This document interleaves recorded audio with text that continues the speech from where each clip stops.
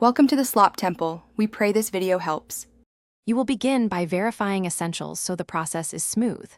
First, confirm the exact Xiaomi model and MIUI version.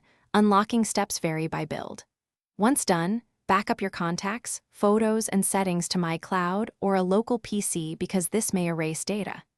Next, if you can access settings, enable USB debugging and OEM unlock in developer options. These let recovery tools and fast boot communicate with the device. Now connect the phone to your computer and prepare the required files. Now you will perform the core removal. If using My Unlock, sign in with the same My account linked to the phone and follow prompts. The tool automates much of the process. If using a DB/fastboot, boot into fastboot mode by powering off, then holding volume down plus power. From your PC terminal, verify device with fastboot devices, then issue the appropriate unlock command.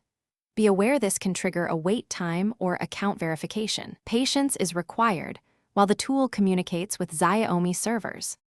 Finish by rebooting and completing the setup. You should no longer see the previous lock screen password. Make sure to restore your backup and re-enable security measures you prefer.